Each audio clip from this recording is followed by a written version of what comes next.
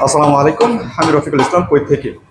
আজকে চলে আসলাম বাংলাদেশে এক উদ্যোক্তার দোকানে, যিনি কুয়েতের মধ্যে এক এক করে 4টি দোকানের মালিক বর্তমান সময়ে, এমনকি কাজ করছেন তার সাথে আরও 7জনকে নিয়ে, তাও সবাই বাংলাদেশি।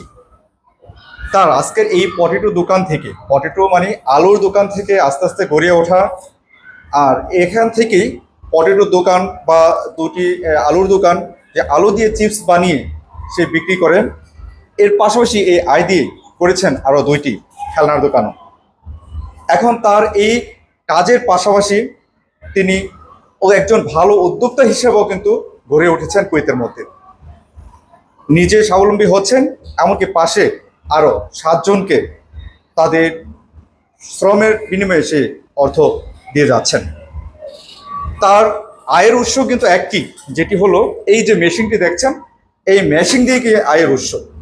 এই মেশিন দিয়ে এইভাবে আলুগুলোকে কাটে, এই আলু কেটে এগুলো বিক্রি করে বিভিন্ন মানুষের কাছে। আলুগুলো বিভিন্ন বয়সের মানুষ পছন্দ করে। তার পাশে রয়েছে, আপনাদের একটু যদি দেখাই, এখানে বিভিন্ন রকমের মশলা কিন্তু এখানে রয়েছে।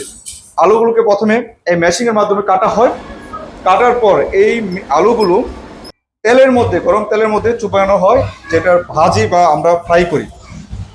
এর পাশাপাশি এর ফ্রাই যদি হয়ে যায়, মোটামুটি বিভিন্ন রকমের এখানে মশলা, সেগুলো আপনার আলুতে দিয়ে কিন্তু তারা সেলগুলো করে। মোটামুটি ভালো একটা অংশ বা ভালো একটা লাভবান কিন্তু এই আলু বিক্রি করে হয়। যারা কুয়েতে রয়েছেন, যারা ভাবছেন কুয়েতে আসবেন, সবাই কিন্তু আসলে এই বিভিন্ন ব্যবসার সাথে আপনারা জড়িত হতে পারেন। আরেকটা বিষয়, যারা ভাবছেন আপনারা কোনো কিছু করতে পারছেন না বা কোনো কিছু জানেন না আপনারা কি করবেন, যারা বিভিন্ন হতাশার মধ্যে ভোগেন, তারা কিন্তু অবশ্যই বিভিন্ন রকমের বিভিন্ন ব্যবসার সাথে জড়িত হতে পারেন, বিভিন্ন উদ্যোক্তা হতে পারেন। আপনি একজন যদি ভালো উদ্যোক্তা হতে পারেন, এই কুয়েতে সবচাইতে ভালো ব্যবসা করার একটি জায়গা।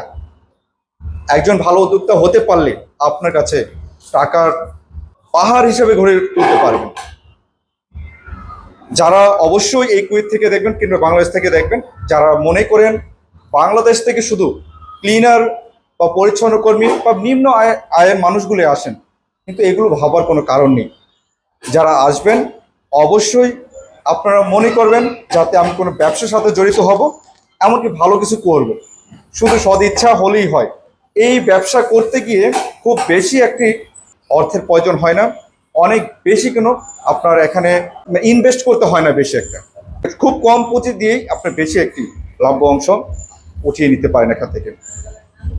যারা কুয়েত কিংবা বাংলাদেশ থেকে আসবেন, অবশ্যই আপনাদের চিন্তা ভাবনা থাকতে হবে যাতে আমরা ব্যবসার দিকে আগাবো।